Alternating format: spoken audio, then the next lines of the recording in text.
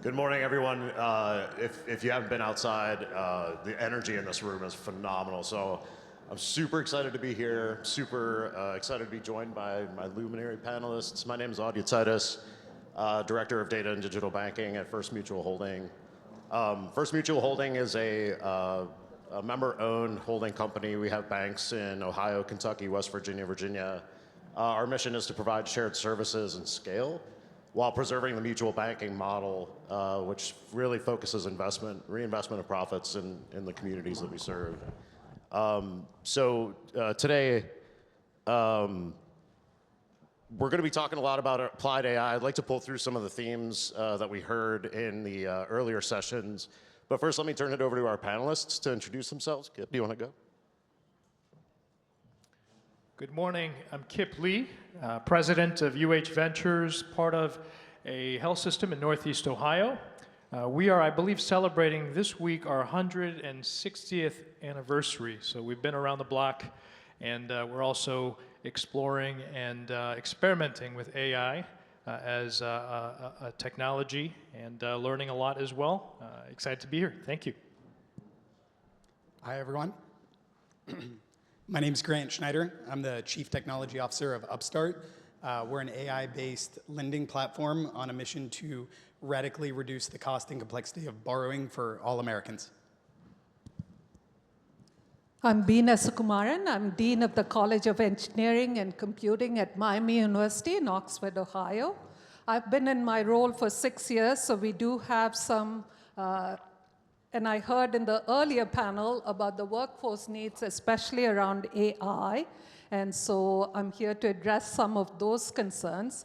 In addition, I also serve as chair of the Ohio Engineering Deans Council. So I guess I could also talk about what is going around in the state in terms of education of the workforce needs that all your industries are looking for. So thank you. You all heard from me earlier, but I am Molly Kocour Boyle, pleased to be here on behalf of Google and our data center infrastructure in Ohio. I did not share this earlier, but I've been with Google for 6 months, so not quite the same tenure. And you know, we are a 30-year-old company, but we've been building data centers for 20 years. So excited about this opportunity to share more thoughts. Well, thank you. Welcome, and thank you all for sharing your expertise with us today. So we heard some great commentary in the last panel about the needs of talent and workforce. I'd like to pull that theme through as we start our conversation. Different industries represented here, so really interested to get a slice, kind of a multi-industry slice of this. Grant, if you could kick us off, how are you seeing artificial intelligence change the way that you deliver your services, and from kind of an operating model and what you're looking for out in the workforce, how are you changing your hiring and recruiting practices? Yeah, great question. So talent has always been important. I think in this new age, it's existential. The AI tools are powerful, they're widely available. And so I think the thing that really differentiates a company from its competitors is how does it find the right talent, treat that talent, grow it, and so on.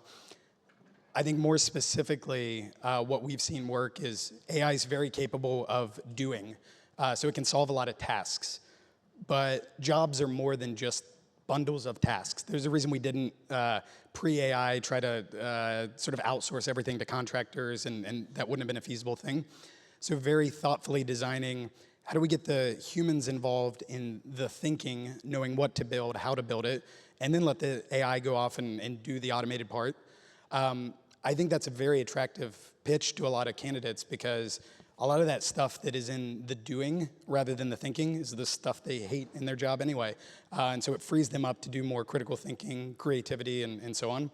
I think that does change the profile in terms of what we look for. A lot of these soft skills and maybe even like big five things. How open to new experiences are you? How flexible will you be? Are you going to kind of be excited about learning, or do you kind of want to always do it the same way you have before? And so we've started building that into some of our recruiting processes, and seems to be working so far. Yeah, that's great. And Beena, I'd be interested to pull your perspective in from a higher education standpoint. How is the conversation changing with the students going through your curriculum about meeting the needs of industry? Sure. We are actually seeing quite a bit of change and student interest. In fact, a rapid change in student interest because we have our largest department in the college was the computer science and software engineering department. But because of all the discussion around where the future of jobs might be, we are actually seeing a declining interest in traditional computer science and software engineering. So to counter some of that, we have developed undergraduate degrees now in AI. So those of you who are looking for large language model developers and so on, that's the folks that we are training. And as we think about training them, and for those of you who are from Ohio, Miami University prides itself as a liberal arts education, and you talked about the soft skills grant. So that is the foundation that we build on. So the technical core is built on this foundation. But what we are also seeing is that we need to explain what some of these new degrees are. Because we are not seeing young people really rush to get an undergraduate degree in AI, even though there are lots of jobs in that space. So we do a lot of K-12 outreach in our surrounding communities, in Cincinnati, in the Oxford area, around Oxford, in Dayton, et cetera. So there's a lot of work that we need to do to build up the workforce. Right now, I think last statistics, among all our Ohio schools, we graduate about 5,000 people in the computer science space and about 7,000 in the engineering space. But you'll see some shifts based on what the workforce is saying, what they need for their workforce. But at the same time, we don't want what happened with the semiconductor industry to happen to our professions. Because what happened with that is when we saw manufacturing move out of the country, we stopped teaching semiconductor design. We stopped even having professors who are trained in that space. And I fear that with some of the conversations going on now with not needing traditional computer scientists or software engineers, we're going to lose that kind of talent. So we need to counter that as well. Yeah, that's a phenomenal lesson from history.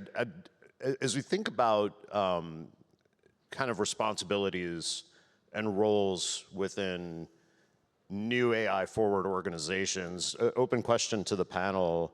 Within your own organizations, how are you seeing roles and responsibilities change? Is there a lot of intentionality around job functions, job descriptions, incentive plans around like an AI-enabled workforce versus what might be a traditional workforce? Open question, anybody can take that.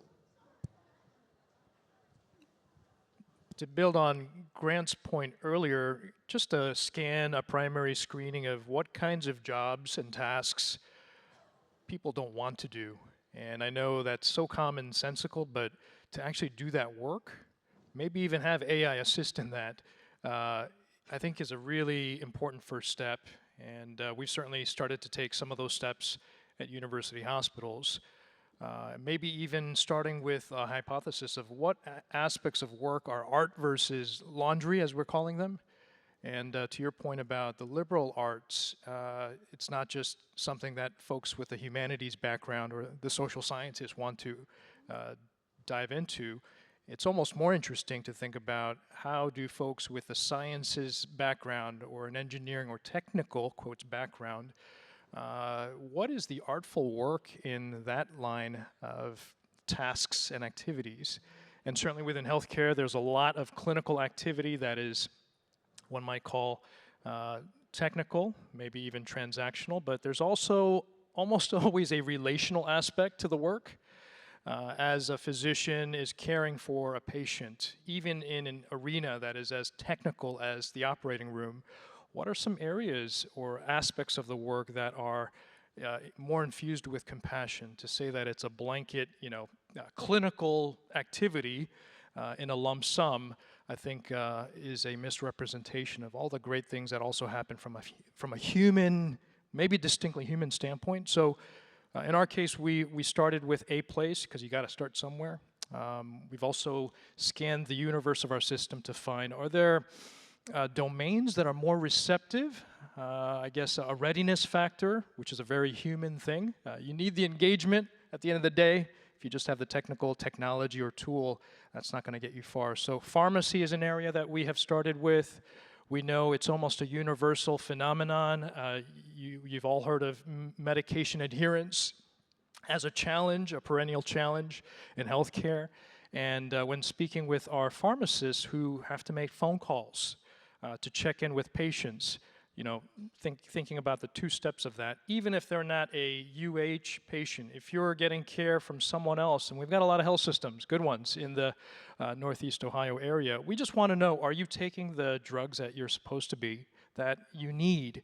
And even if you're not getting the medication from us or checking in with one of our physicians, I think universally we all want to know as an ecosystem, is the patient, family, the community member actually taking the drugs that they need to? And if not, why not? And to be able to capture that, I think is really important. And then, you know, maybe more focused on what we can offer if you're getting care through, you know, CVS or Walgreens. We have an in-house pharmacy where we can work with you to provide what you need. And from an integrated health standpoint, there are a lot of benefits to that for patients, families, and community members as well.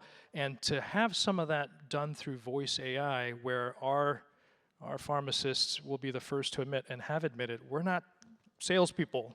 We're not good at the softer side of things. How can we persuade you, convince you, work with you to share information with us? And then some of the challenges where people might not think it's necessarily a healthcare issue, if it's transportation or money or other issues that people might have. And then, are you interested in working with us where we can provide you through UH?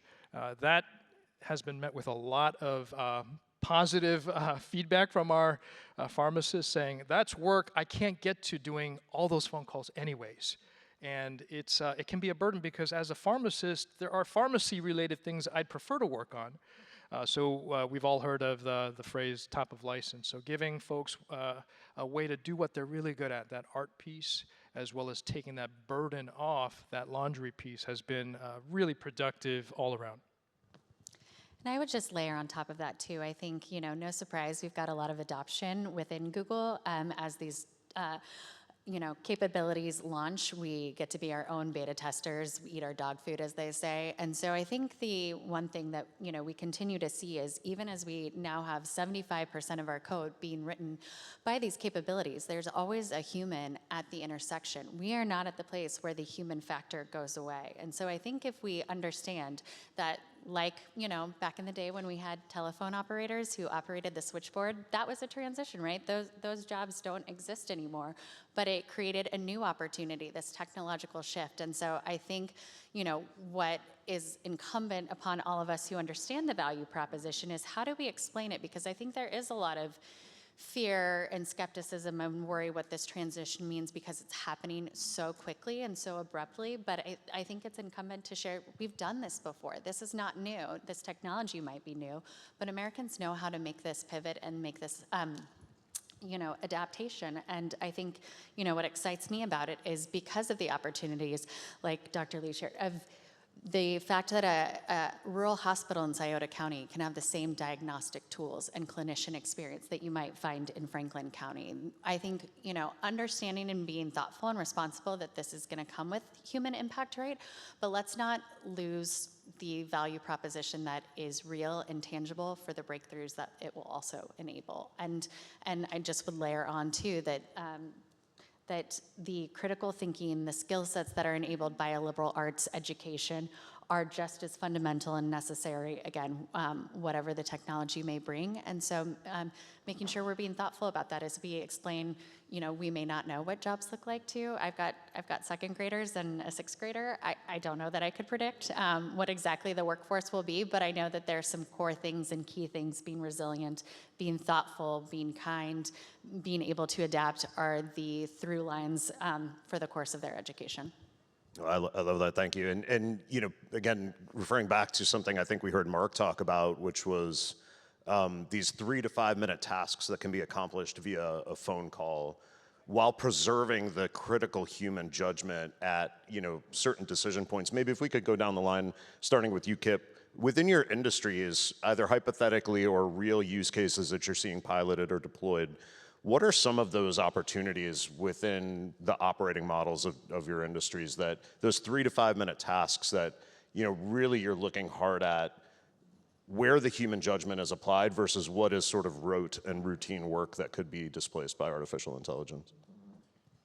I think the accumulation of those 3 to 5 minutes per task, I think, is another interesting way to frame and screen for opportunity. So, as many of you know, and there are half a dozen, if not more, ambient listening technologies out there. Each of those conversations where what really ought to be fully relational with a provider, a caregiver, has, because of the Industrial Revolution and technology and computers, gotten to the point where you're facing away from the patient. There's no eye contact. There's a lot of keystrokes being typed. And to be able to turn around 180 degrees, literally make eye contact, be fully present, which really matters, as we all know, and let the technology passively capture that. It's a little bit more than usually, I hope, 3 to 5 minutes, but compounding that throughout the day, and then in the evenings, as we all know, the phenomenon called pajama time. The restorative aspects of being able to give back also on the employee, caregiver, system employee side, so that they can spend time with family, have dinner with family, and then being able to check in 3 to 5 minutes and review the notes, just to make sure that there's the human still in the loop. That, I think, has been very transformative. In terms of actual uptick or reduction of time spent, it hasn't been that significant based on articles and research. However, the emotional, psychological, and the counter to the burnout factor has been amazing. In fact, we just had a leadership board meeting on Tuesday in my health system, where one of the lead physicians got up. Instead of asking a question during Q&A, he simply said, "I just want to say how grateful we are, representing physicians, to have that back, and it's just not sustainable." So how do we think about many of those 3 to 5 minutes, and how do we restore that one at a time, but also collectively, I think is really important. Yeah. We've had a few examples of 3 to 5 minute things, and then a couple successes with 3 to 5 hour tasks. So when writing software, we're not about to go vibe code the whole thing and replace it, but with very thoughtful expert level engineers who sit down and spend an hour or two at the end of their day thinking about what they would build if they were working 24/7, which I would not ask them to do, of course. They can kick off a set of agents that overnight work, and then they come back the next morning. You need the human there to review that. We're not just going to blindly ship that into the code base in front of customers. But there's a real opportunity to kind of have the computer working around the clock with the human sort of starting out, investing a lot up front to think very carefully about what's about to be done, and then check the results. The verifiability is a huge piece of that. On the 3 to 5 minute front, we've had similar luck with some voice-based technology, less from a thing that people don't want to do and more from again, we're not going to work people 24/7, and often when you're in need of money or credit, that doesn't fit neatly into our sort of 9 to 5 hours, and so we will often get have customers who are applying after a long day at work, and in the old days, we would have to tell them, sorry, wait till the next day, we'll call and verify that everything you told us is correct. Now we've got an option. We're not gonna push this AI on you if you'd rather talk to a human, but if you don't wanna wait until the next day, here, talk to our voice assistant. It'll verify the things that we would have had a human do. And this was less of a sort of cost savings or an automation play and more of just like, hey, this unlocks around-the-clock coverage and is a big deal for our customers when they're in time of need. And then the final thing that we're excited about is kind of moving from this transactional relationship that we've had historically of, okay, let's extend access to credit, at the point when people need the money most. Give them the fairest, the lowest rate possible. That is inherently good for the world. 2, okay, well, people need financial help, financial fitness and literacy all the time, not just at the moment they're seeking us out. So how can we take a little more proactive, relationship-based approach? And we are building a financial health AI assistant that is sort of meant to tackle the very big and scary challenge of essentially, financial health. And if you look at all the budgeting apps that have failed, it's a bit ambitious and unclear whether it'll actually work, but we're making a bet that this new modality will actually allow us to deliver this thing that people say they want, which is better financial health, in a way that actually feels fun and engaging enough to where they're not just gonna, sign up for a budgeting app and discard it a few months later. And so a whole bunch of different surfaces on which we're able to use AI to accomplish some of these tasks ranging from 3 to 5 minutes to 3 to 5 hours. And I hope to sit up here next year and say 3 to 5 days once we continue improving. So for us, it's hard to talk about, I guess, things that we would do in 3 to 5 minutes with our students. So I can talk to you about, I guess, some of the output that our students have been putting out there.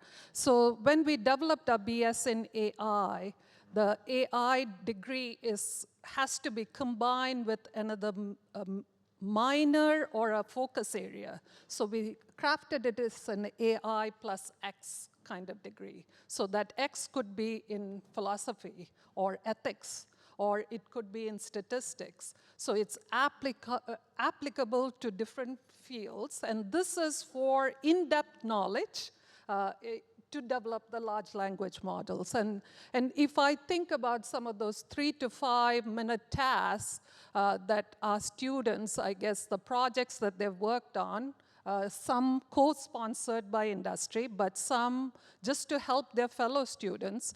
So they do this as part of their capstone projects. So we have AI tutors that we use for lots of our subject areas. And they have developed these tutoring tools. So you have on-demand tutoring.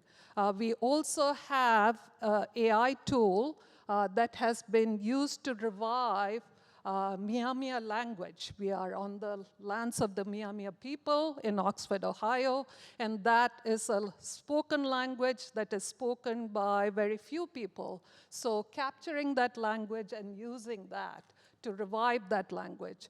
We, of course, have lots of research projects that our faculty are working on. In fact, one right now that is extremely relevant is detecting undersea mines. So they use AI algorithms for that, and that is one that comes to mind. It's actually funded by the Department of Defense. So those are some examples. I wouldn't say some of these tasks, like the detection of undersea mines, would be done in 3 to 5 minutes, but those algorithms have been in development for a while. But we do have things that we interface with our students. And the students, in fact, have developed these tools for us. And I'll just share a couple examples because we look at this from 3 factors, right? One, agentic enterprise, enabling the companies that are our customers and using Google Cloud and our other tools. We are making sure that the capabilities that we are unlocking, the infrastructure that we are funding is able to support these 3 to 5 minute, 3 to 5 hour tasks. The second piece is, again, as I shared, we are adopters of the technology. We learn by doing. So, we get the blessing, opportunity to have those embedded right in the work that I do every day. So it will tell me, here's the 15 emails that you haven't read yet, and here are the key items that you should get back to before the end of the day, which, again, I don't know anyone else who suffers from inbox fatigue, but when you're staring at 250 unread emails, a ping thread that tells you the 5 things that you need to get done has been tremendously helpful. And then I will share, we also look at it from an individual perspective, right? For our individual users of the products, Gmail, Chrome, Gemini, et cetera. And again, as a parent of 3 kiddos who wants to get signed up for summer camp and make that doctor appointment, the capabilities of enabling agents to help schedule those haircuts, those eye doctor appointments, those summer camp,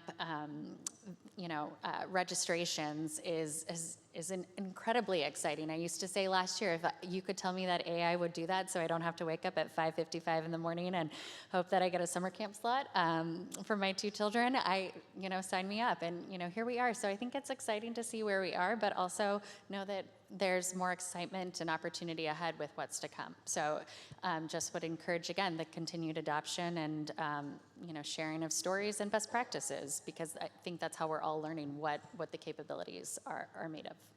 Well, I definitely want to pick your brain about that scheduling agent after this panel, so appreciate that. Maybe in the short time we've got left, one of the things in financial services that we care a lot about, both as stewards of our customers' finances, but also, due to being a heavily regulated industry, is accountability, and specifically decision accountability. And a lot of the banking operating models that have developed throughout the years focus on individual outcomes. But I'd like to maybe stratify that a little bit and get your reflections on not just necessarily the task-driven automation, but as business leaders, as we shape and organize work, and how are business leaders thinking about decisioning accountability in terms of the broader enterprise, right? So, there's a little bit to unpack there, but maybe a toss-up to the panel. Any opinions you've got about how you're thinking about kind of the future of decisions and accountability within your organizations? I think one thing I'd like to start with, because I think it is recent, is obviously with release of these new models, right? We're seeing that there are some things that, again, represent real questions. And so we're proud to be part of this effort with Anthropic and others of looking at this code, Project Glasswing, to make sure for the security vulnerabilities that it uncovered, making sure we are thoughtful about this, both from the Google side, but as a collective and as an industry, understanding that there's real responsibility and a need to be thoughtful and mindful with these tools and language models as they are continuing to be developed. And I think that's the thing that, we're at an interesting time. We're at a precipice of change, and if we aren't thoughtful about this, and if we don't look at it from a collective for some of these things, knowing that the broader impact it will have on society, I think there's not an alternative, right? Like, that's just the mindset we have to adopt. And so I'm encouraged by that collaboration and that thoughtfulness, and just would say that we are committed to continuing to be part of that conversation and solution as the evolution continues. And I can add to that as well. One of the things that we constantly emphasize with our students that we are training is the ethics.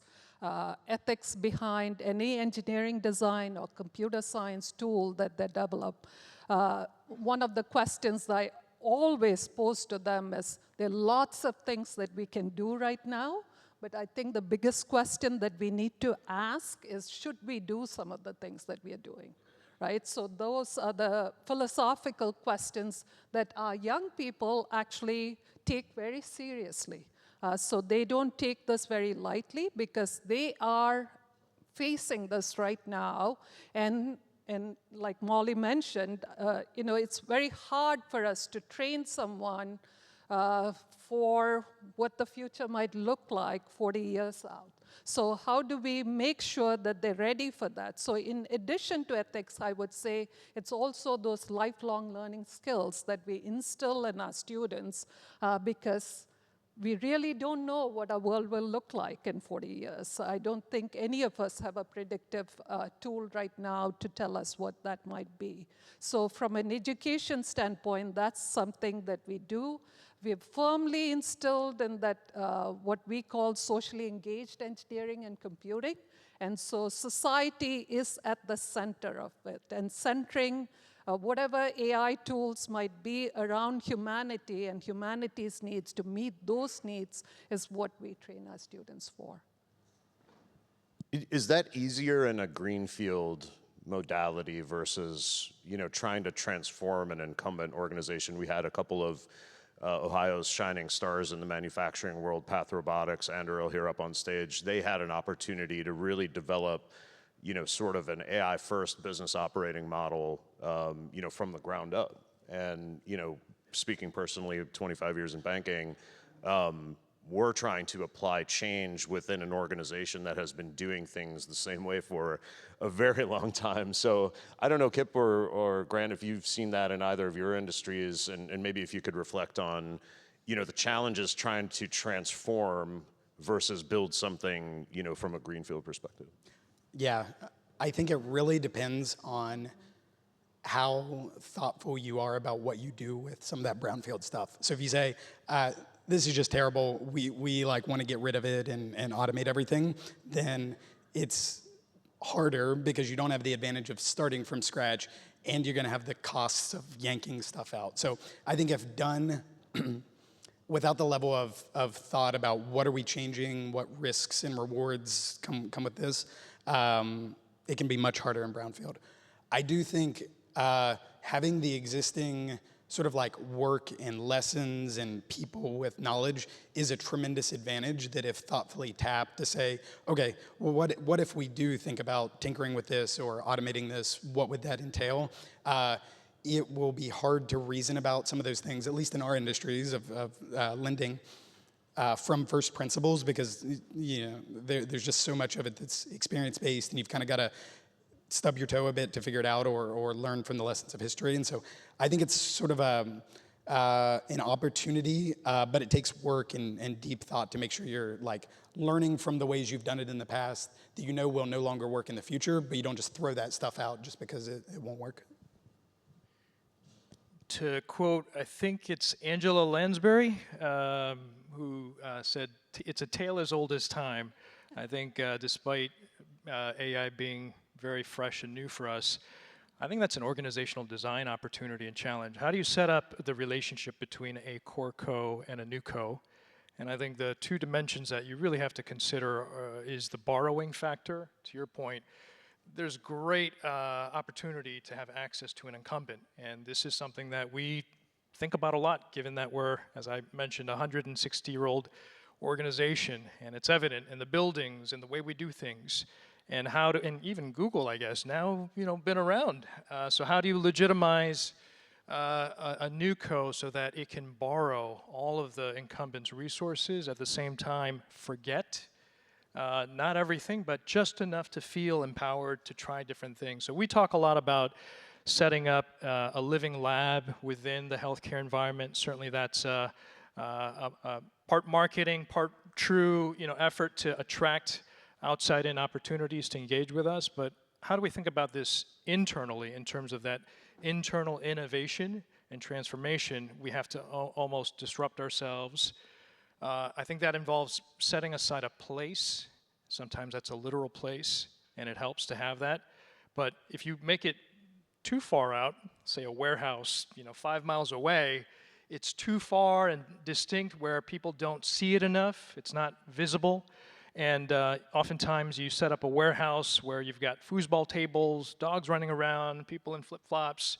You can attract a certain group of folks, but you never really fully appreciate what's so essential about that distinct institution. That could be any organization if it's set up that way, but there's something about healthcare, for example, where you've got to adhere to some of the values and principles, and striking that balance, I think, is really interesting. I think the same approach needs to happen with AI as well. So we are just embarking on a partnership with Neomed, a great school a little bit north from here. And we know also that we can't do this kind of work alone, so partnerships, collaborations. Right now the discussion is, where do we set up these people? Do we put them in Rootstown, Ohio? Do we put them in downtown Cleveland? How much time do they need to spend in our main campus at University Circle? And balancing the visibility, they have to be accepted by the people that they work with. Otherwise, you can have the greatest technology in the world, but you have no legitimacy. So thinking about, again, some of the human factors, as Molly mentioned, I think it's really important.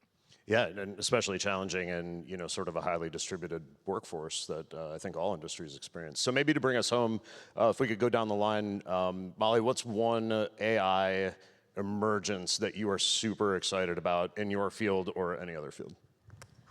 Not to be a homer, but I think the one thing I am excited about is that as we are developing this foundational infrastructure for AI, we're also using it to make our projects more efficient. So we've seen a 1.5 times efficiency increase in the way we run our operations. And I think, not to ignore an elephant in a room, there's a lot of conversation about this infrastructure and what does it look like? What are the resource demands? Where's the right place to put it? And so I think I'm excited about the fact that we can use that technology to also address some of those questions and that concerns that come up with the demands and opportunities that this infrastructure brings. So one thing that I am excited about, I would say, is looking at how computational technology changes. So this is, with the advent of quantum technology and so on, how that might increase our efficiency in the AI space as well. So that's something that we are tremendously excited about. I think the demand for good software is near infinite. And I am excited for that demand to be closer to met as the cost of producing software goes radically down. Beena worries about not having enough engineers. That is the exact same thing that keeps me up at night. With all the talk of automation, I think we're scaring young people away from this, and demand for to oversimplify the difference between a government website and your favorite tech app and how that experience feels. There's just going to be so much demand once we can bring that cost per unit of software down that I don't think we can wrap our heads around it. And I'm excited for that to start to be true for all of us in this room and our kids. I'd love to continue to explore how AI as a technology can help people in healthcare, but probably also in your industries as well, get to know quicker. And that's an effort to, as we all know, you have to say no to a ton of things so that you can go from good to great. And I spend a lot of time, including a ton of emails right now that I'm sure are accumulating in our respective inboxes. How do we say no to things so that we can prioritize? And that's not just an efficiency ask. That's I want to spend more time, and I know many of our clinicians do, as in the example shared, the deeper stuff, the richer stuff, the stuff that really matters. So how do we get to know faster and getting to the signal, more of that than the noise? That's awesome. So with that, we are out of time. Molly, Beena, Grant, Kip, thank you so much for sharing your time and perspectives with us. I'm excited for the future.